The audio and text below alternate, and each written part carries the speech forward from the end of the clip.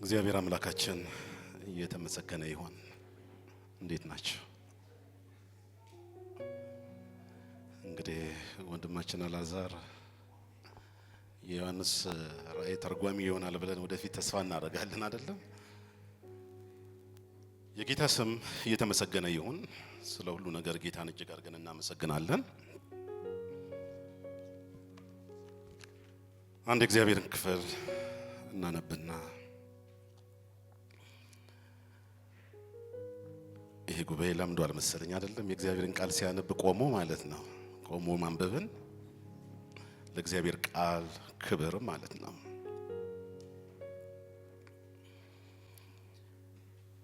አንደኛ ዮሐንስ መልእክት ምዕራፍ 1 ከቁጥር 1 ጀምሮ እስከ 4 ድረስ ያለውን በጌታ ስም አነባለሁ።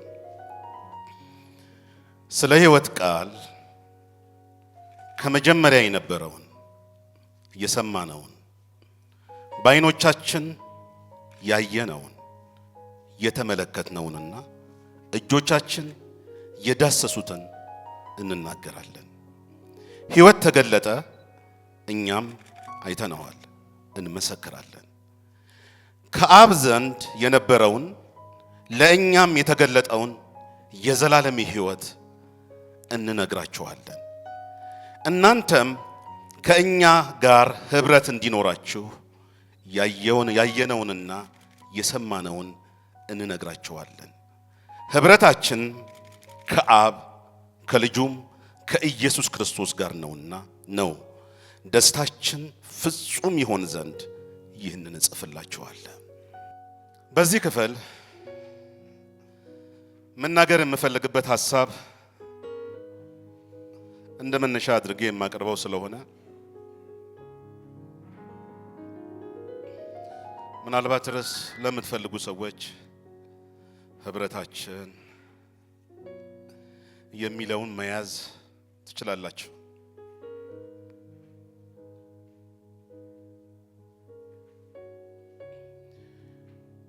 ዮሐንስ ሲጽፍ ስለ ሕይወት ቃል ከመጀመሪያ የነበረው የሰማነውን በዓይኖቻችን ያየነው የተመለከትነው የዳሰስነው እናወራላችኋለን ይላል። የጌታ ስም የተመሰገነ ይሁን። የተዳሰሰ ነው፣ የታየ ነው።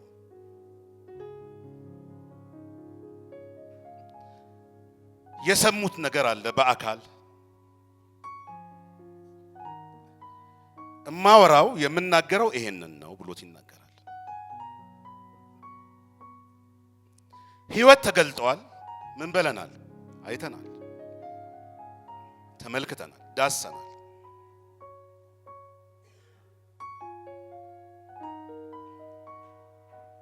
ያም ብቻም አይደለም፣ እናንተ ደግሞ ከእኛ ጋር ኅብረት እንዲኖራችሁ ብሎት ይናገራል። ልክ እንደኛ ማለት ነው፣ እንዳዩት እንደዳሰሱትና እንደሰሙ ማለት ነው። እናንተ ደግሞ ከእኛ ጋር ኅብረት እንዲኖራችሁ ይህንን ነገር እናወራላችኋለን ብሎት ይናገራል።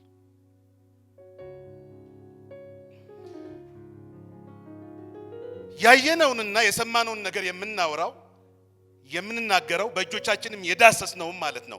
ያንን ነገር የምናወራው እናንተ ልክ እንደኛ እንድትሆኑ ነው ብሎት ይናገራል። እንደኛ እንድትሆኑ እሱ በአካል ያየ ሕያው ምስክር ስለሆነ የዳሰሰውም የጨበጠውም ነገር ስለሆነ ማለት ነው።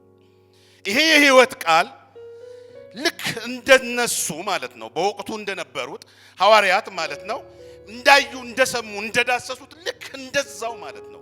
እናንተም ደግሞ ከኛ ጋር ኅብረት እንዲኖራችሁ ልክ እንደዛ መሆን እንድትችሉ ይህንን ነገር አወራላችኋለሁ፣ ይህንን ነገር እመሰክራለሁ፣ ይህንን ነገር እናገራለሁ ብሎት ይናገራል። ያየነውንና የሰማነውን ነገር እንነግራችኋለን።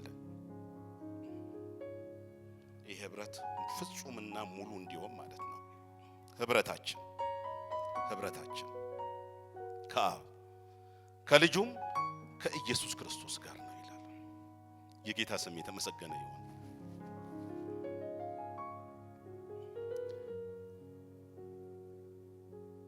ስለ ህብረት ብዙ ማሰብ እንችላለን።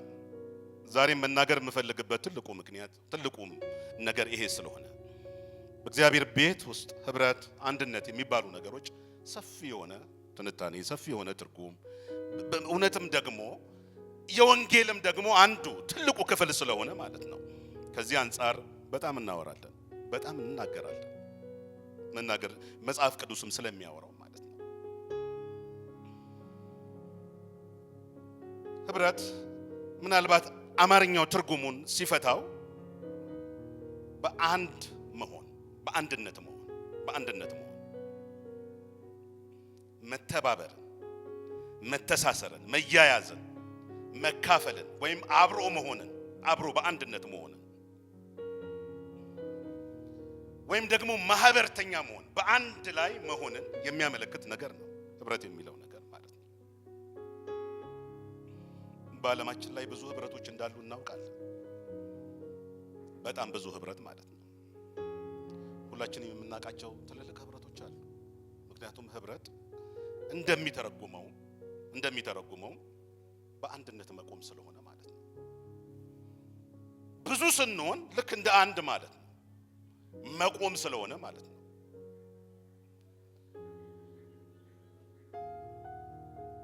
ይሄ ትልቅ ጥቅም ስላለው ብዙዎች በምድራችን ላይ ብዙ ህብረቶችን እናውቃለን፣ ሰምተናልም። ብዙዎቻችንም ደግሞ የተለያዩ ህብረቶች ወይም ቡድኖች፣ ስብስቦች ይኖሩናል። ምክንያቱም ብዙ ነገር ስለሚያስፈልገን፣ ጥቅም ስላለው፣ ከህብረት አንፃር ዋጋ የሚሰጥበት ነገር ስላለ ማለት ነው። የሚሰጥበት ነገር ስላለ ምናልባት የምድራችን ትልቁ ስብስብ 193 ሀገር የያዘው የተባበሩት መንግስታት ነው። ትልቁ ስብስብ ነው። ብዙ ሀገራት በአንድነት አሉ። ብዙ ሀገራት በህብረት አሉ። አንድነት የሚለውን ነገር ምናልባት ትንሽ ችግሮች ስላሉት ማለት ነው። ህብረት የምንለው ነገር ስብስቡ ነው፣ ክምችቱ በአንድነት የሚደረገው ስብስቡ ነው። አንድነት ግን የምንለው ነገር ግን ስብስቡ የያዘው ግብን ለመፈጸም የሚደረግ ነገር ነው። ወደ ግቡ ወይም ስብስቡ የያዘውን ዓላማ ለመፈጸም በአንድነት መቆም ነው። እዛ ጋር ምናልባት የተባበሩት መንግስታት ብዙ ችግሮች ሲታዩበት ይታያል። የምናይበት ነገር ስላለ ማለት ነው። ብቻ ይሄ ስብስብ ከሰላም አንፃር ሊሆን ይችላል፣ የደህንነት ዋስትና ከመስጠት አንፃር ሊሆን ይችላል። ብዙዎች ዋጋ ሰጥተው 193 ሀገራት በአንድነት ተከማችተው እናያለን። በሽታ ቢከሰት በዓለማችን ላይ ትልልቅ አደጋ ዓለማችንን ሊያሰጉ የሚችሉ ወይም ምድራችንን ሊያሰጉ የሚችሉ ሁኔታዎች ቢፈጠሩ በጋራ ተረባርበው ያንን ነገር ከመመከት አንፃር ያንን ነገር ከመስራት አኳያ ብዙ የሚሰራ ድርጅት እንደሆነ እናውቃለን። ረሃብ ቢከሰት እንደዚሁ ማለት ነው።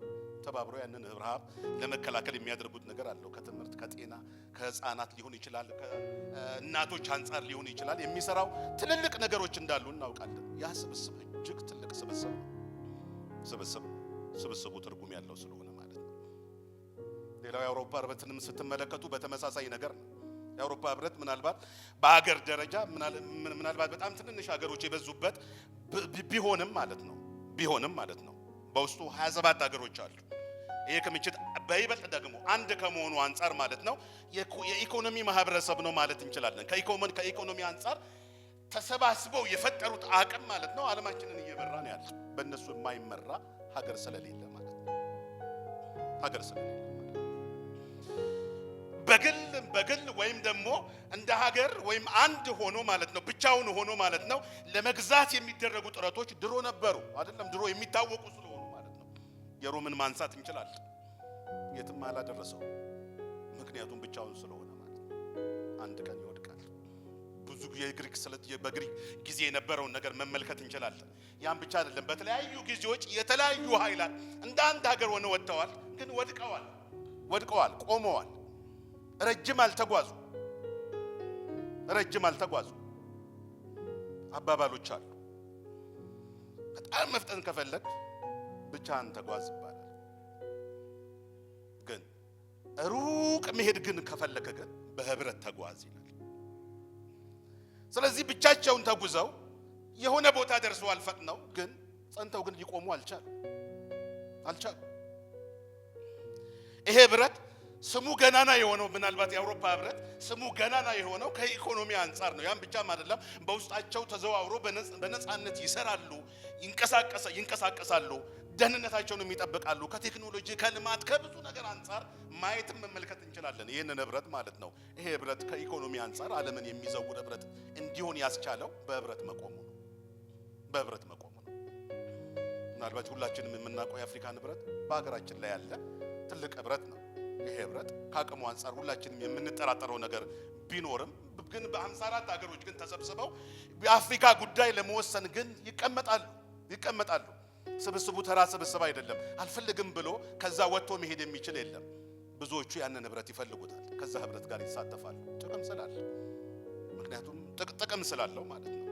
ትልቁ ሁላችንም የምናውቀው በዚህ ዘመንም ደግሞ በጣም እጅግ ጎልቶ የወጣው ደግሞ ኔቶ ነው አይደለም? ኔቶን የማያውቅ አለ ብዬ ስለማላስብ ማለት ነው። ይሄ ኔቶ የሰሜን አትላንቲክ የጦር ቃል ኪዳን ድርጅት ነው። ይሄ ጦርነትን የሚከላከል ነው። በተለይ በውስጡ 31 ሀገሮች አሉት። 31 ሀገሮች አሉ። ጦርነት በሚነሳበት ሰዓት ወይም በዛ እነኛ ለ31 ሀገሮች የደህንነትን ዋስትና የሚሰጥ ትልቅ ኃይል፣ እጅግም አስፈሪ ኃይል ምድራችን ላይ ማለት ነው። አስፈሪ ኃይል ይሄ ኃይል ማለት ነው። አንዳንድ ነገሮች ከኔቶ አንፃር ዝም ብዬ ለመመልከት ስሞክር፣ ቁጥሮችን ለመመልከት ስሞክር በጣም ስለገረመኝ ትንሽ መናገር እፈልጋለሁ እዚህ ውስጥ ማለት ነው። ኔቶ 31 ሀገሮች ቢኖርም ከ31 ሀገር በጣም ትንሿ ሀገር አይስላንድ ናት አይደለም? 300 ምናምን ሺህ ነው ህዝብ ያላት ሀገር። እቺ ሀገር ምናልባት የኛ የሆነ ቦታ የሆነ ከተማ መውሰድ እንችላለን። ትንሽዬ ከተማ ድሬዳዋ መውሰድ እንችላለን ማለት ነው። በጣም ትንሽዬ ናት። ግን ትንሽዬ ብትሆንም ግን የኔቶ ምንድን ናት? አባል ናት። የሚገርመው በጣም ምንም አይነት ፓወር ሃውስ የላትም ውስጡ ማለት ነው። ወይም ደግሞ ሚሊተሪ የሚባል ነገር በሀገሮቹ ውስጥ የለም። ግን የሚደፍራት ግን የለም። ምክንያቱም እቺ ሀገር እንዳትደፈር ያደረገው ማንም ቀና ብሎ እንዳያት ያደረገው ኔቶ በጣም ትልቅ ስብስብ ነው። 31 ሀገሮች ናቸው። ምናልባት የዓለም ውስጥ ማለት ነው እስከ 1 ቢሊዮን ወይም 953 ሺህ የሚያህል ህዝብ ያቀፈ ነው። ስለዚህ ከአይስላንድ ጋር መጣላት ማለት ከስንት ህዝብ ጋር መጣላት ነው? ከአንድ ቢሊዮን ህዝብ ጋር እንደመጣላት ነው። ስለዚህ እንዴት አያስፈራ ኔቶ የሚባለው ማለት ነው። እንዴት አያስፈራ። አንዳንድ ነገሮች ያስገርሙኝ ነበር። በጣም አክቲቭ የሆኑ ማለት ነው፣ መዋጋት የሚችሉ ማለት ነው። ከ3000 በላይ አውሮፕላኖች አሏቸው። ስለዚህ አይስላንድን እያሰበን እሱ ነው አይደለም የምንመለከተው? እንደዛ ነው የምንመለከተው። ምንም ወታደር ባይኖራት ግን የኔቶ አካል። ስለዚህ ማንም ቀና ብሎ አያያትም ማለት ነው፣ አይደፍራትም ማለት ነው። ከ3000 በላይ ማለት ነው ብረት ለበስ የሆኑ ማለት ነው። ማለት ታንኮች ሊሆኑ ይችላሉ፣ መዋጋት የሚችሉ በጣም አክቲቭ የሆኑ ማለት ነው። ከ7000 በላይ ብረት ለበስ የጦር መኪኖች አሏቸው። በባህር ላይ ከ500 በላይ ማለት ነው። ከ500 በላይ ተዋጊ ማለት ነው ሺፖች አሏቸው፣ መርከብ አላቸው። ኃይሏ እጅግ በጣም ትልቅ ነው። 1.3 ሚሊዮን አክቲቭ ወታደር ቢኖራትም በተጠባባቂነት ግን 3 ሚሊዮን የሚደርስ ኃይል ከኋላዋ አለ። በማንኛውም ሰዓት አደጋ ቢደርስ መዋጋት የሚችል ማለት ነው ኃይል ከኋላዋ አለ። ይሄ ኃይል ብርቱ ኃይል፣ አስፈሪ ኃይል። ዛሬም በአካል የምናየው የዩክሬንና የሩሲያ ጦርነትን ሩሲያ በአንድ ጊዜ ጭምቅ አድርጋት መጣል ያልቻለችው ማለት ነው ኔቶ ኃይል ያለው ነገር። ይሄ ህብረት የሚሰጠው ዋስትናና አቅም ምን ያህል ትልቅ እንደሆነ መመልከት ማየት የምንችልበት ነገር እንደሆነ እናስባለን። እዚህ ውስጥ ያሉ ነገሮች ማለት ነው ነገሮች ህብረትን ስንመለከት ስናየው ማለት ነው። በአገራችንም ብዙ ምሳሌዎች አሉን አይደለም? ይሄን ነገር ከህብረት አስፈላጊነትና ጥቅም አንፃር የምንናገራቸው ብዙ ነገሮች አሉ፣ ብዙ ምሳሌዎች ስላሉ ማለት ነው። ድር ቢያብር አንበሳ ያስር ይባላል አይደለም? ሁላችንም እናውቃለን ድር በጣጥሰን እንደምንሄድ ማለት ነው። ካለ ድሮች ቢሆኑ አቅማቸው በጣም ደካማ ቢሆኑ ስብስቡ ግን የሚፈጥረው ኃይል ስላለ ማለት ነው። ኃይል ስላለ ስብስቡ የሚፈጥረው ኃይል አለ ይባላል። በአገራችን አንድ እንጨት አይነድ ነው አይደለም መንደድ የሚችለው ትንሽ ቢሆኑ ጨራሮቹ ቢሆኑ አቅማቸው ደካማ ቢሆኑም ሰብሰብ ካሉ ጥሩ እሳት አለ፣ ጥሩ ኃይል ይገኝበታል። አንድ እንጨት ከሆነ ግን በጣም ግዙፍ ግንድ እንኳን ቢሆን ማለት ነው ንደድ ቢባል አይነድም። ኃይል ከሱ ማግኘት በጣም ከባድ ነው። ኃይል ውስጡ ስላለ ማለት ነው። መፈክርም አለ አይደለም እንደ አንድነት ኃይል ነው እየተባለ የምንፈክረው ነገር ስላለ ማለት ነው። የምናወራው ነገር ስላለ ማለት ነው። የምንናገረው ነገር ስላለ ማለት ነው። ስለዚህ ብዙ ምሳሌዎችን እያወጣን በተለይ በምድራችን ላይ አንድነት ጥቅም ላይ ምን ያህል ጉልበት እንዳለው ምን ያህል አቅም እንዳለው ማየት መመልከት የምንችልባቸው ብዙ ምሳሌዎችን መናገር ማውራት እንችላለን። ወደ ተነሳንበት ሐሳብ ስንመጣ እዚህ ጋር ያለው ስለ ህብረታችን ነው ዮሐንስ የሚናገረው። ህብረታችን ብሎት ነው የሚናገረው። እኛ ደግሞ ያለን ህብረት፣ ቅዱሳን ያላቸው ህብረት፣ አማኞች ያላቸው ህብረታችን ከማን ጋር ነው? ከአብ ጋር ነው ብሎት ይናገራል። ከልጁም ከኢየሱስ ክርስቶስ ጋር ነው። እግዚአብሔር አምላክ የተመሰገነ ይሁን። ምናልባት አቅም ያለው ኔቶ ከብዙ ነገር ወይም ደግሞ እዚህ ምድራዊ ሁኔታዎችን ለመከላከል ይጠቅም ይሆናል። ግን ላይጠቅም የሚችልበት ብዙ ነገሮች ስላሉ ማለት ነው። በኔቶ ሀገራት ውስጥ ትልልቅ የመሬት መንቀጥቀጦች ተነስተዋል። ኔቶ ግን ማዳን አልቻለም። ይችላል እንዴ? አይችልም። በዚህ ኃይሉ ማቆም ይችላል እንዴ? አይችልም። ሄዶ የሞቱት ሰዎች ከማንሳት ሌላው አንዳንድ ድጋፎችና እርዳታ ከማቅረብ ውጪ ምንም ነገር ማድረግ አይችልም። ግን ለደህንነታችን ትልቁ ዋስትና የሆነው ማለት ነው ህብረት ብሎት ነው የሚናገረው። ይህ ህብረት ፍጹም ህብረት ነው፣ ሙሉ ህብረት ነው። ህብረታችን ከአብ ጋር ነው፣ ከልጁም ከኢየሱስ ክርስቶስ ጋር ነው ይላል። ስለዚህ የደህንነት ዋስትናችንን እያሰብን እናውራ፣ እያሰብን እንነጋገር እዚህ ጋር ማለት ነው። ይህ ህብረት ሙሉ ህብረት ነው፣ ፍጹም ህብረት ነው፣ ጠንካራ ህብረት ብለን ልክ እንደ ዓለማዊ ወይም እንደ ኔቶ የምናወራው የሆነ የኃይልን ብዛት የምንመካበት ነገር አይደለም። ከኃይልም እሱ የኃያላን ሁሉ ኃያል ነው፣ የብርቱዎች ሁሉ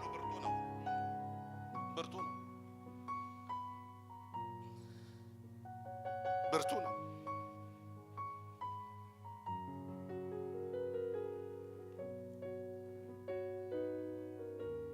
አንደኛ ቆሮንቶስ ምዕራፍ 1 ቁጥር 9 ላይ ስንናገር ወደ ጌታ ወደ ልጁ ወደ ኢየሱስ ክርስቶስ ህብረት የጠራን እግዚአብሔር የታመነ ነው ይላል። የጌታ ስም የተመሰገነ ይሁን። የጠራን ወደዚህ ህብረት ነው የጠራን ማለት ነው። ህብረቱ ፍጹም ነው፣ ህብረቱ ሙሉ ነው። ይሄ ህብረት ማለት ነው ጌታ ነው፣ እግዚአብሔር ነው። ይሄ ህብረት እንድናደርግ የተጠራ ነው ማለት ነው። ህብረት አብረን እንድንሆን ማለት ነው። አብረን እንድንሆን በአንድነት እንድንሆን የተጠራንበት ህብረት ወደዚህ ወደ አብ ህብረት ወደ ልጁ ወደ ኢየሱስ ክርስቶስ ህብረት ነው ብሎት ነው የሚናገረው። ህብረት ነው። ምናልባት ዮሐንስ እዚሁ መልእክት ላይ የሚናገረው ማለት ነው ይህን ህብረት ጠንካራ ህብረት እንደሆነም የሚናገር ምናልባት እዚሁ በአዲሱ መደበኛ ትርጉምም ሰፋ አድርጎ ነው የሚያወራው ስለ ህብረቱ ምንነት ሲናገረው ማለት ነው። በግሪክ ኮይኖኒያ የሚባለው ህብረት ነው ብሎ ይናገራል። ይሄ ህብረት ሰዎች ልክ ከክርስቶስ ጋር ማለት ነው አንድ ስለመሆናቸው የሚናገርበት ሐሳብ ነው ያለው። ጌታ የጠራን ወደዚህ ህብረት ነው። ጌታ የጠራን ወደ ራሱ ህብረት ነው። ወደ ራሱ ህብረት ማለት ነው የጠራን ማለት ነው።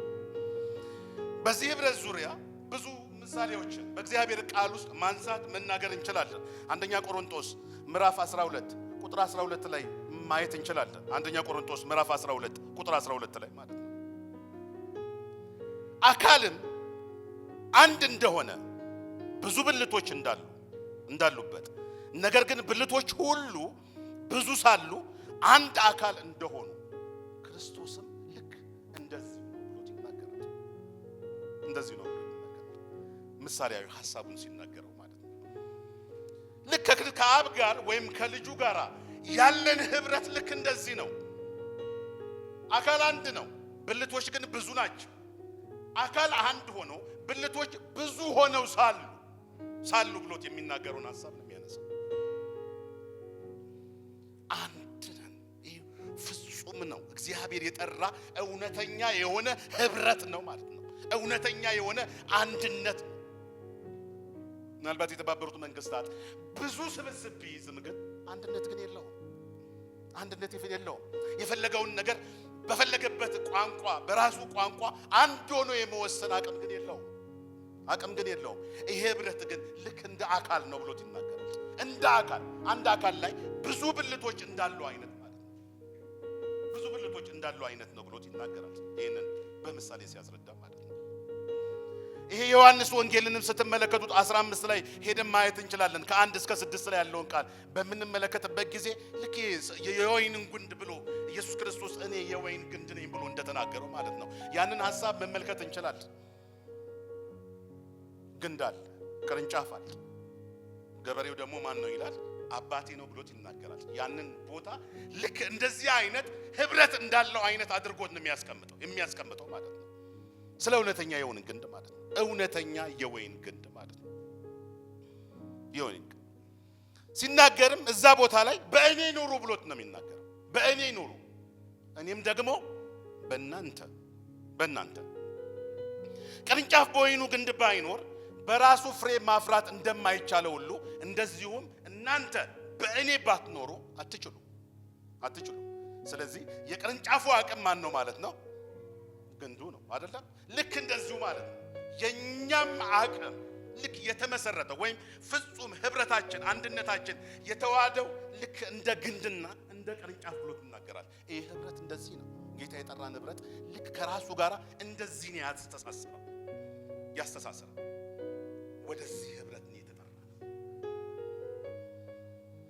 ወደዚህ አንድነት ነው የተጠራ። እግዚአብሔር በርቀት እዛ የተቀመጠ እኛ በዚህ ያለን ወደፊት ደግሞ እሱ ጋር የምንሄድ እንደዚህ አይነት ስሜት አይደለም፣ እንደዚህ አይነት ሁኔታ አይደለም። ይሄ ህብረት ድንቅ ህብረት ነው። ይሄ ህብረት ልዩ ህብረት ነው። የእግዚአብሔር ስም ለዘላለም የተመሰገነ ይሁን። የሐዋርያት ሥራ 17ን ስትመለከቱት ጌታ የጸለየው ጸሎት ነው። የጸሎት መጽሐፍ ነው። ጌታ ከጸለየው ጸሎት በጣም እጅግ በሚገርም ሁኔታ ማለት ነው ጸሎትን የጸለየበት ክፍል ነው። ይሄ ስለ ራሱም ስለ ደቀ መዛሙርቱም እንደዚሁም ደግሞ ወደፊት ደግሞ ማለት ነው በደቀ መዛሙርቱ ምክንያት ስለሚመጡ አማኞች ጭምር ጸሎትን እናያለን። እዛ ክፍል ጌታ ሲጸልይ እናያለን። በትልቁ የጸለየው ጸሎት ግን ስለ አንድነት ነው፣ ስለ ህብረት ነው የጸለየው ጌታ። ይሄ የጌታ ሸክም ነው፣ የጌታ ልብ ነው ማለት ነው። ሰዎች ወደዛ ህብረት እንዲመጡ ይፈልጋል ማለት ነው። እዛ ክፍል ውስጥ እያንዳንዲቱን ቁጥር በቁጥር ራሱ ስትመለከቱት የሚገርም መልእክት ስላለው ማለት ነው። ጸሎቱ ማለት ነው፣ የጌታ ጸሎቱ ማለት ነው። ቁጥር 22 ላይ ግን እንዲህ ይላል፣ እኛ አንድ እንደሆንን አንድ ይሆኑ ዘንድ እኔም በእነርሱ እናንተም በእኔ ስትሆኑ በአንድ ፍጹም እንዲሆኑ የሰጠኸኝን ክብር ለነሱ ደግሞ ምን ብያለሁኛል ሰጥቻለሁ ብሎ ተናገረ። ልክ እንደሱ እንዲሆኑ ማለት ነው። ልክ እንደሱ እንዲሆኑ ይሄ ማለት አብ ለክርስቶስ የሰጠውን አይነት ክብር ለተከታዮቹ ለአማኞች ደግሞ ሰጥቷል። የሰጠበት ትልቁ ምክንያት ልክ እኔና አንተ አንድ እንደሆነን እነሱ ደግሞ በእኛ ሆነው ስንት ይሆኑ ዘንድ ማለት ነው አንድ ይሆኑ ዘንድ። ይሄ አንድነት ልክ እንደ አብና እንደ ወልድ አይነት አንድነት ማለት ነው። አንድነት ማለት እንዲሆኑ ነው ብሎት ይናገራል። እንዲሆኑ ነው ብሎት ይናገራል። ይሄ የጌታ ጸሎት ነው። እንደዚህ አይነት አንድነት እንዲሆን ማለት ነው። ጌታ የሚፈልገው ጸሎት ስለሆነ፣ ጌታ የሚፈልገው ህብረት ስለሆነ፣ ይሄ ህብረት ይሄ አንድነት ስለሆነ ማለት ነው። አንድነት ስለሆነ ራሳችንን እያየን እንመልከት። የአካሉ ስሜት ሊሰማን ካልቻለ በጣም አስቸጋሪ ነው። በቅዱሳን ህብረት ውስጥ ያለውንም አንድነት በምንመለከተበት ሰዓት በጣም ልክ እንደ ሆነ ቦታ እንደ ተራራቀ ነገር አይደለም። ፍጹም ህብረት ነው። ፍጹም አንድነት ነው። አካላዊ አንድነት ነው። ልክ በደቀ መዛሙርቱ ሐዋርያት ላይ እንዳይጋ አንዲትም ነፍስ ነው አይደለም የሚለው የእግዚአብሔር ቃል። አንዲት ነፍስ ምን ማለት ነው? በወቅቱ እኮ 3000 የሚያክሉ ሰዎች እኮ ጌታን ተቀብለዋል አይደለም እንዴ? በጴጥሮስ ስብከት በጣም ብዙ ሰዎች ደግሞ ተማርከዋል በጌታ። በዛ ብዙ ስብስብ አለ። ግን አንድ ነፍስ ብሎት ይናገራል። አንዲት ነፍስ ብሎት ይናገራል። ይህ ሁሉ ነፍስ የት ሄደ? ምክንያቱም እኛ ያለነው ወደ የተጠራነው ወደ አካሉ ነው። ወደ አካሉ ነው የተጠራነው ወደ አካሉ ስለሆነ ማለት ነው።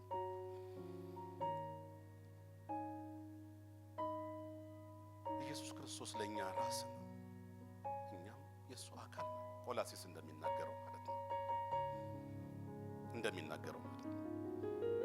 ዮሐንስም 14:19 ላይም ስትመለከቱት ልክ እንደዚሁ ነው። በጣም ይሄንን ሐሳብ በደንብ አድርጎ ያስረዳል። ሙሉ ህብረት እንደነበረ ማለት ነው። ፍጹም ህብረት እንደነበረ ማለት ነው። አካሉ እንደዚህ እንዲሆን የተጠራው ወደዚህ ህብረት ነው የተጠራ ነው። ፊልጶስ አስገራሚ ጥያቄ ጠይቆታል። ጌታ ማለት ነው አብን አሳየንና ይበቃናል ብሏል። ጌታ ግን እንደዛ አይደለም የመለሰ። ተቆጥቶም ጭምር ነው ያወራው። እስከ ዛሬ ድረስ ካንተ ጋር እዚህ ከመካከላችሁ ስመላለስ እንዴት አላየኸኝም የሚል ቃል ነው የሚናገረው። እንዴት ነው ያላየው አብን? ፊልጶስ እንዴት ነው ያላየው ያልተመለከተው አብን? ምክንያቱም የሚሰራውም የሚያደርገውም የሚፈጽመውም ተግባር ሁሉ የአብ ነበርና አብ በእርሱ ውስጥ አለ፣ እርሱም ደግሞ በአብ ውስጥ አለ ማለት ነው። በአብ ውስጥ አለ። ይሄ ህብረት ነው።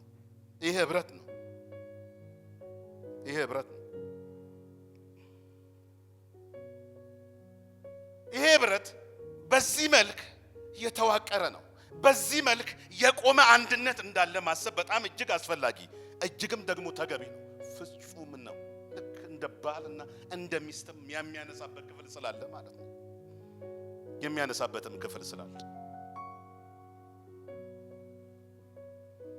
ይህ ስጋችን ቆሮንቶስ 6:19 ላይ እንደሚያወራው አንደኛው ማለት ነው እንደሚያወራው ስጋችሁ ከእግዚአብሔር የተቀበላችሁት በእናንተም የሚኖር የመንፈስ ቅዱስ ቤተ መቅደስ እንደሆነ አታውቁምን? በዋጋ ተገዝታችኋል፣ ለራሳችሁ አይደላችሁም ይላል።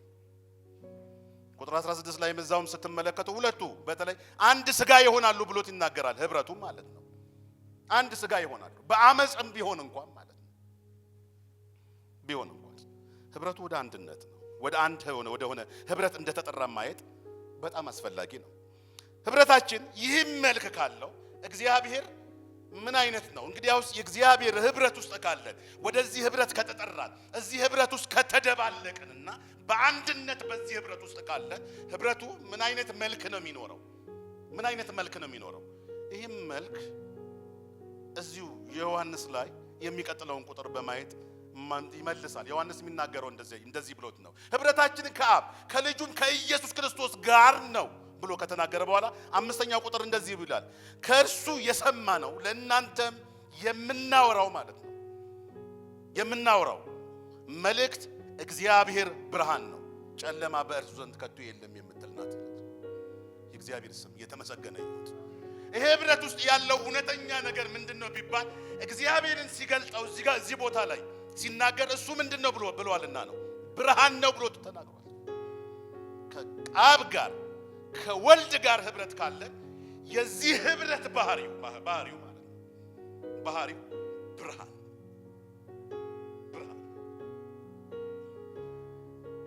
እንደውም እንደዚህ ነው፣ ጨለማ በእርሱ ዘንድ ከቶ የለም የምትል ናት ብሎ ተናገራል። ከቶንም የማይገኝ ነገር ቢኖር በዚህ ህብረት ውስጥ ጨለማ ነው። ምክንያቱም ህብረታችን ወደዚህ ምክንያቱም እሱ አይደለም እሱ ብቻ የማይሞት ነው ብሎት ይናገራል። በሚያስደንቅ ብርሃን ውስጥ እንደሚኖር ይናገራል። አይደለም እጅግ የሚደንቅ ብርሃን እንዳለው ስለሚናገር መጽሐፍ ቅዱስ ያ ብርሃን ለኛ ህይወት ነው። እንደዛም ነው ያለው። ሕይወት ተገለጠ እኛም አይተናል ብሎ ከተናገረ በኋላ ነው ይሄንን ነገር የሚናገር። ይሄ ሕይወት የሰዎች ብርሃን ነው። የሰዎች ብርሃን ነው። በእርሱ ዘንድ ብርሃን አለ የምትል ናት። ብርሃን አለ በእርሱ ዘንድ ወይም ደግሞ በእርሱ ዘንድ ብርሃን ነው ያለው ጨለማ የለም የምትለውን ነገር ማየት መመልከት በጣም እጅግ በጣም አስፈላጊ ነው። በጣም አስፈላጊ ነው። የሰማነው መልእክት ይሄ ነው። በዚህ ህብረት ውስጥ ጨለማ የለም። ጨለማ፣ ብርሃን፣ እውነትን፣ ቅድስናን፣ ጽድቅን የሚያመለክት ተምሳሌታዊ መገለጫ ነው ብርሃን የሚለው ነገር ማለት ነው። ጨለማ ኃጢአትን፣ የተሳሳተን ኑሮን የምንመለከትበት ነው የምናይበት።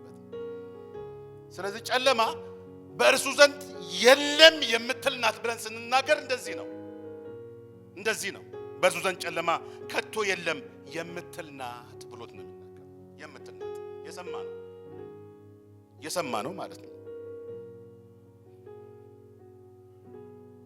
የእግዚአብሔር ስም ለዘላለም የተመሰገነ ይሁን። እዚህ ዮሐንስ ምዕራፍ 2 ላይ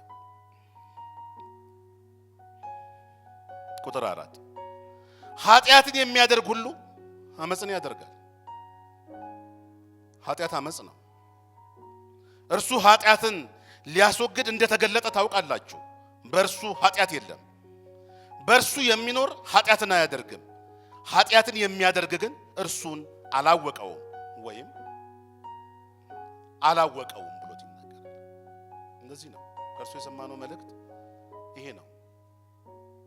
ጨለማ በእርሱ ዘንድ ከቶ የለም የሚል ነገር ነው። ይሄ ህብረታችንን የሚያመለክት ወይም ህብረታችን በእውነት ከእርሱ ጋር መሆኑን የምንገልጥበት ነው። ወይም የሚገለጥበት አንዱ ትልቁ መገለጫ ነው። ይሄ ከእግዚአብሔር ጋር ስንሆን ማለት ነው። ጨለማ የለም።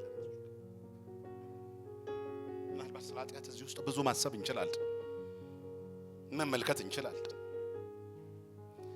በጨለማ እየተመላለስን ከእርሱ ጋር ህብረት አለን ብንል እንዋሻለን። በጨለማ እየተመላለስን ከእርሱ ጋር ህብረት አለን ብንል እንዋሻለን፣ እውነትም አይኖርም። ነገር ግን እርሱ በብርሃን እንዳለ እኛም በብርሃን ብንመላለስ እርስ በርሳችን ህብረት አለን። የልጁ የኢየሱስ ክርስቶስ ደም ደግሞ ከኃጢአት ሁሉ ምን ማለት የሚችል ነው? የሚያነጻ ነው ብሎት ይናገራል። እዚህ ቦታ ላይ ዮሐንስ አንዳንድ ጊዜ በጣም አግሬሲቭ የሆኑ ለሰዎች በጣም ሊቀበሏቸው በማይችል ሁሉ ነገር ይናገራል። አይደለም በቃ ከሱ የተወለደ በሙሉ ምንን አያደርግም እስኪል ድረስ ኃጢአትን አያደርግም ብሎት ይናገራል። አያደርግም እኮ ነው የሚለው። ምናልባት ንስሐ ይገባል ምናምን አይደለም። በጣም ጠንከር አድርጎ የሚያወራው እንደዚህ ነው። ከሱ ከተወለደ ኃጢአትን አያደርግም። እኛ እኮ የእግዚአብሔር ልጆች ነን ብሎት ይናገራል። ስለዚህ የእግዚአብሔር ልጅ ከሆንን ደግሞ ኃጢአትን አያደርግም። ምክንያቱም ከሱ የሰማነው ለእናንተም የምናወራው መልእክት እግዚአብሔር ምንድነውና ነው? ብርሃን ነው። ጨለማ እርሱ ጋር የለም የሚል ነገር ነው ብሎት ተስፋም እንዳይቆርጡ ግን እንደዛም ብቻም አይደለም የሚለው ልጆች ሆይ ይላል ምዕራፍ 2 ስትመለከቱት ኃጢአትን አታድርጉ ብሎት ይናገራል። ግን ብታደርጉስ ብሎት ይናገራል። ከአብ ዘንድ ጠበቃ አለላችሁ፣ የልጁ የኢየሱስ ክርስቶስ ደም ከኃጢአት ሁሉ ምን ይላልና ያነጻል። ልክ የብርሃኑን መልክ እንድትይዙ ያንን ነቁጣ ያንን ጨለማ ይገፋል ማለት ነው። ያጸዳል ማለት ነው። ንጹህ እንድንሆን ብርሃን እንድንሆን ማለት ነው። ብርሃን እንድንሆን ልክ የሱን አይነት ከለር የዚህ ህብረት ከለር ብርሃን ስለሆነ ማለት ነው። ያንን ከለር እንድንይዝ ማለት ነው። በላያችን ላይ የተጣበቀን ወይም የሚታየውን ያንን ነቁጣ በክርስቶስ ደም ይነጻል ብሎት ይናገራል። ዋናው ነገር ግን እዚህ ህብረት ውስጥ የምናየው እዚህ ህብረት ውስጥ የምንመለከተው ነገር ቢኖር ብርሃን ነው። ብርሃን ጨለማ የለም። ተራ ነገር አይደለም። ይህን ጉዳይ ስናስብ እንደ ቀልድ የምናየው ነገር አይደለም። ኃጢአት ይላል አይደለም እዚህ ላይ አመጽ ነው። አመጽም ደግሞ በማን ላይ ነው ይላል? በእግዚአብሔር ላይ ነው ብሎት ነው የሚናገረው። ስለዚህ የእግዚአብሔርን መንግስት የሚቃወም ነው ኃጢአት የሚባለው ነገር። የእግዚአብሔር አገዛዝ የእግዚአብሔርን ስርዓት የሚያፈርስ ነው፣ የሚንድ ነው። እግዚአብሔር በኃጢአት ላይ ምን አይነት ጭካኔ እንዳለው ወይም ደግሞ ምን ያህል ውስጡን እንትን እንደማለት ትዕግስት ማጣት እስከማይችል ድረስ ማለት ነው ማለት የእግዚአብሔርን ትዕግስት የሚፈታተን ነው ማለት እንችላለን ኃጢአት የሚባለው ነገር። ምክንያቱም የሚነሳው በእግዚአብሔር አገዛዝና ስርዓት ላይ ስለሆነ ስርዓት ላይ። ስለዚህ ከእርሱ ጋር በብርሃን አለን እያለን ግን በጨለማ ብንመላለስ ብሎት ነው የሚናገረው። ምን እንላለን ነው የሚለው? እንዋሻለን። ከእሱ ጋር ህብረት አለን እያለን ግን በጨለማ ብንመላለስ ይህ ውሸት ነው፣ እንዋሻለን። እየዋሸን ነው ያለን ብሎት ይናገራል። እየዋሸን ነው ያለን። ይህን ልናውቅ ልናምን ይገባል። አንድ መልእክት ሰምተናል፣ በጩኸት ከፍ አድርጎ ነው የሚያወራው። ይህንንም ቦታ የሚናገረው ልክ በዚህ አይነት ስሜት ነው። ለእናንተም የምናወራው መልእክት ነው ብሎት ነው የሚናገረው። እየጮኸ ማለት ነው። እግዚአብሔር ብርሃን ነው እያለ ነው የሚያወራው። ብርሃን ነው እያለ ነው የሚያወራው። ይሄ መልእክት ነው፣ ትልቅ መልእክት ማለት ነው። ምንም ቢሆን ምን የእግዚአብሔርን ትዕግስት የሚፈታተን ኃይል ስለሆነ ማለት ነው። ኃይል ስለሆነ ማለት ነው። ራሳችንን በእግዚአብሔር ፊት ቢፈጸም እንኳን ሊያነጻን ማለት ነው። ምክንያቱም ማንጻት የሚችል ደም የክርስቶስ ደም ስላለ ማለት ነው። ደም ስላለ ያ ማለት ምናልባት ኃጢአት አይደረግም ብዙዎች ሲፈቱት እንደዛ ስለሆነ ማለት ነው። እንደው ኃጢአት አይደረግም የሚለውን ብቻ ሳይሆን ግን በኃጢአት የጸና ወይም ደግሞ በኃጢአት የሚታወቅ አይደለውም የሚለውን ትርጓሜ ብዙዎች ይሰጡታል። እኔም እስማማለሁ። ምክንያቱም እዛው ምዕራፍ 1 ላይ አላደረግንም ብለን ብንል ምን እንላለን ይላል። አናደርግም ብንል እንዋሻለን ስለሚል ማለት ነው። አይ እናደርጋለን ግን እንጸናለን እንዴ? በዛ አይደለም። በዛ አይጸናም፣ በዛ አይቆምም፣ በዛ አይዘለቅም። መቋረጥ አለበት። ምክንያቱም እግዚአብሔር ምንድነውና ነው? ብርሃን ነው። እኛ ህብረታችን ከሱ ጋር ነው። ይህ ህብረት አይፈልግም ጨለማ እርሱ ዘንድ የለም የሚል ስለሆነ ማለት ነው። የለም የሚል ስለሆነ ማለት ነው። ዮሐንስ ላይ ራእይን ስትመለከቱ የሚገርመኝ ክፍል አለ። ራእይ 2:12 ላይ ለጴርጋሞን የተነገረው ማለት ነው። ሲናገርም የሰይጣን ዙፋን ባለበት መኖርህን አውቃለሁ ብሎት ነው የሚናገረው። ይሄ አስገራሚ ነው አይደለም? ጴርጋሞን ያለችበት ከተማ ውስጥ የሰይጣን ዙፋን ነው ያለው። እዛ ውስጥ ስለ ጌታ መመስከር፣ ለጌታ መኖር በጣም ከባድ ነው። እጅግ በጣም ከባድ ዙፋኑ ነው ያለው ማለት አገዛዙ የደረሰበት ነገር ሳይሆን አገዛዙ ራሱ መነሻው ያለበት ማለት ነው። ዙፋኑ ያለበት ቦታ ነው እንዳለ አውቃለሁ ብሏል። እግዚአብሔር ያውቃል አለ። አውቃለሁ እኔ ያለው ጴርጋሞን ያለችበት ቦታ ማለት ነው። ያለችበትን ቦታ ማለት ነው። ለስሙ በጣም ታግለዋል፣ ደም እስከ ማፍሰስ ድረስ ማለት ነው። ስሙን ጠብቀዋል፣ አስከብረዋል፣ ጸንተው ቆመዋል። ሃይማኖታቸውንም በጣም በቃ ጸንተው የያዙ ሰዎች ናቸው። ግን ይለዋል አይደለም? ዳሩ ግን የምነቅፍብህ ነገር ግን አለ ብሎት ይናገራል። አለ የምነቅፍብህ ነገር ግን አለ ይለዋል። እቺ አሉታዊ ነገር ናት። ይህም ሁኔታን ሲናገር በእስራኤል ልጆች ፊት ማሰናከያ ሊያኖርበትን ያን ሊያኖር እንደወደደውም ማለት ነው። ልክ ይሄ ባላቅን ያስተማረው የበልዓም ትምህርት ግን አለ፣ እሱ ግን አልተውከውም ብሎት ይናገራል። አለ እሱ ነገር ስለዚህ እመጣብሃለሁ ብሎት ይናገራል። ብርታትን አይደለም እዛ ጋር የሚሰጠው ማለት ነው። ምክንያቱም ሁልጊዜ ሽንፈትን የሚያከናንብ ነው ኃጢአት የሚባለው ነገር ማለት ነው። ትልቅ ህብረት ቢኖረን አቅማችን በጣም ትልቅ ነው ከእግዚአብሔር ጋር ስላለ። ምክንያቱም ይሄ የእግዚአብሔር ሕዝብ አሸናፊ ሕዝብ እንደሆነ እናውቃለን። ይህንን በእስራኤል ልጆች ታሪክ ከግብፅ ምድር ተነስተው ባደረጉት ጉዞ ሁሉ በኖሩበት ዘመን በሙሉ ታሪኩ የሚናገረው ይሄ ነው። ሲታዘዙ እግዚአብሔር ከነሱ ጋር ሲሆን ህብረታቸው ፍጹምና ሙሉ ሲሆን ጠላቶቻቸው ይንበረከካሉ፣ ይሸነፋሉ። ኢያሪኮን የሚያክል ትልቅ ግንብ የተደረመሰበት ኃይል ያንን የኢያሪኮንን ኃይል የደመሰሱበት ኃይል እንደተገለጠ ሆኖ ትንሿን ጋይንት ግን ማሸነፍ አቅቷቸዋል። አይደለም እንዴ? ማሸነፍ አቅቷቸዋል ትንሿን ጋይንት። እንደውም ኢያሱ በቃ ጥቂት ሰው ይሄድ ነው አይደለም ያለው። እንደውም ሁላችሁም እንዳትሄዱ የተወሰነ ሰብሰብ አደረገና ሄዱና እናንተ ብቻ ተበቃ። ምክንያቱም ህዝቡን ሲያዩ እዛ የሚቀጥለውን መዋጋት የሚፈልጉበትን ደረጃ ሲያዩት በጣም ትንሽ ነው። ትንሽ ስለሆነ ሰብሰብ አደረገና እናንተ ሂዱ እና ጋይንትን ያዙ። ቻሉ ግን አልቻሉ። እንደውም የሚለው የእግዚአብሔር ቃል እስከ ኤርትራ ባህር ድረስ ይላል። እንዴት እንደተመለሱ በጣም ስለሚገርመኝ ማለት ነው። አሳደዷቸው ብሎት ነው የሚናገር። ጥቂት ሕዝብ ቢሆንም ማለት ነው። ሞገሱ ክብሩም እግዚአብሔር ነው። ለዚህ ሞገሱ ክብሩም እግዚአብሔር ነው። የእግዚአብሔር ከእርሱ ጋር መሆን ዘጸአት ላይም እንደሚናገረው 33ኛው ምዕራፍ ላይ ሙሴም እንደዚህ ነው ያለው አይደለም እንዴ? በቃ አንተ ከእኛ ጋር ካልወጣ እኛንም ምን አትበለን። በቃ አተው ችግር የለም እኮ ብሏል እኮ እግዚአብሔር እዛ ላይ መልአኬን እኮ ልካለሁ። ሂዱ በቃ ችግር የለም በቃ እኔ ከእናንተ ጋር መሆን አልፈልግም፣ ምክንያቱም እቆጣለሁኝ፣ ላጠፋችሁ እችላለሁኝ። ስለዚህ መልአኬ ግን ከእናንተ ጋር ይሆናል። ምክንያቱም መላእክቶች ኃይል ያላቸው ነው። በአንድ ሌሊት እኮ 180 ሺህ ህዝብ መፍጀት የሚችል ነው አንዱ መልአክ ማለት ነው። በጣም ትልቅ አቅም ያለው ኃይል ነው። እሱን ይዞ ከምናልባት ከኔቶ ይበልጣል ከኔቶ ማለት ነው። ይህንን ኃይል ግን እልካለሁኝ እና ሂዱ ቢላቸው በዛም አልተስማማም። እግዚአብሔር የሌለበት ኑሮ አያስፈልግም።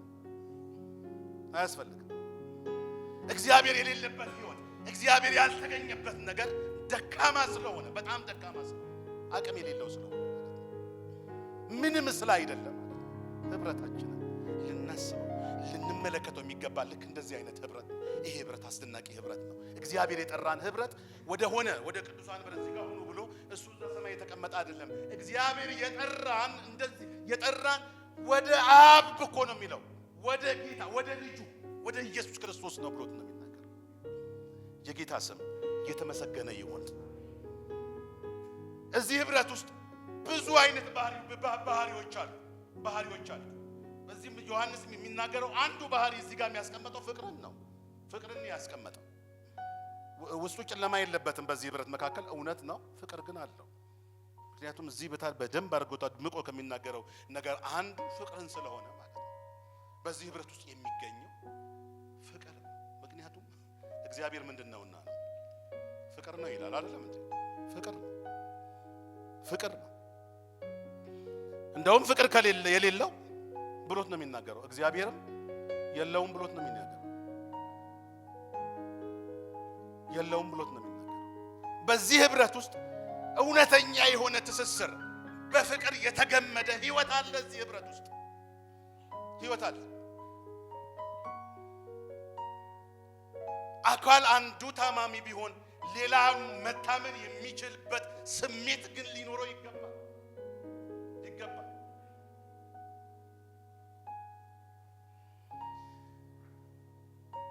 ፍቅር የሌለው እግዚአብሔርን አያውቀውም፣ ደግሞ እግዚአብሔርም አላወቀውም ብሎት ነው የሚናገረው። በቃ እግዚአብሔር አያውቀውም። ሰውየውም እግዚአብሔርን አያውቀውም፣ እግዚአብሔርም ደግሞ መኖሩን ራሱ ምን አይለው አላወቀውም። ፍቅር ከሌለው ማለት ነው። የዚህ ህብረት መገለጫ ነው። ፍቅር የሚባለው ነገር ማለት ነው። እግዚአብሔር ፍቅር ነውና የእግዚአብሔር ስም ለዘላለም የተመሰገነ ይሁን። እግዚአብሔር ምንድነው? ፍቅር ነው። ፍቅር የሌለው እግዚአብሔርን አያውቀው፣ ሊያውቀውም አይችልም። እዚሁ ምዕራፍ 4 ላይ ከቁጥር 7 እስከ 12 ያለውን ባነበው ደስ ስለሚለኝ ነው። በጣም ማንበብ ስለምፈልገው። ወዳጆች ሆይ ፍቅር ከእግዚአብሔር ስለሆነ የሚወደውም ሁሉ ከእግዚአብሔር ስለተወለደ እግዚአብሔርን ስለሚያውቅ እርስ በእርሳችን እንዋደድ። ፍቅር የሌለው እግዚአብሔርን አያውቅም፣ እግዚአብሔር ፍቅር ነውና። በዚህ የእግዚአብሔር ፍቅር በእኛ ተገለጠ፣ በእርሱ በኩል በሕይወት እንኖር ዘንድ እግዚአብሔር አንድ ልጁን ወደ ዓለም ልኮታልና። ፍቅር እንደዚህ ነው፣ እግዚአብሔር ስለራሱ እንደወደደን ስለ ኃጢአታችን ማስተሰሪያ ይሆን ዘንድ ልጁን እንደላከ እንጂ እኛ እግዚአብሔርን እንደወደድነው አይደለም። ወዳጆች ሆይ እግዚአብሔር እንዲህ አድርጎ ከወደደን እኛ ደግሞ እርስ በርሳችን ልንዋደድ ይገባል። እግዚአብሔርን ማንም ከቶ አላየውም። እርስ በርሳችን ብንዋደድ እግዚአብሔር በእኛ ይኖራል፣ ፍቅሩም በእኛ ፍጹም ይሆናል ብሎት ይናገራል። የእግዚአብሔር ስም የተመሰገነ ይሁን። ብንዋደድ እርስ በርሳችን ብሎት ይናገራል። ማለት የለም። ይሄ ቃል ሁሉ ጊዜ በህይወት የሚባርከኝ ቃል ስለሆነ ማለት ነው። የሚባርከኝ ለህይወቴም ትልቅ መሰረት ነው ብዬ አስባለሁ። ይሄን ቃል መቼም ስለማረሳው ማለት ነው። ምክንያቱም የእግዚአብሔር እውነተኛ ማለት እግዚአብሔርን ያየው የለም ካለ በኋላ ግን እርስ በርሳችን ብንዋደድ ግን በዛ እግዚአብሔር ራሱን ይገልጣል ማለት ነው። እግዚአብሔር የሚገለጥበት መገለጫ ነው። እግዚአብሔር ራሱን የሚያስተዋውቅበት ነገር ነው። በመካከላችን ያሉትን ድሆችን፣ ችግረኞችን፣ ሌሎች በቃ ሰዎችን እርስ በርስ ማለት ነው መመልከት እንችል ዘንድ ማየት እንድንችል የሚያስተምረን ትልቅ ክፍል ነው ይሄ ክፍል ማለት ነው። የእግዚአብሔር ስም እየተመሰገነ ይሁን። ወንድሙን ወደዋለሁ እያለ ማለት ወንድሙን እየጠላ እግዚአብሔርን ወደዋለሁ ቢል የሱ ፍቅር ምንድነው? ውሸት ነው። እውነት የለበትም ብሎ ይናገራል። እውነት የለበትም።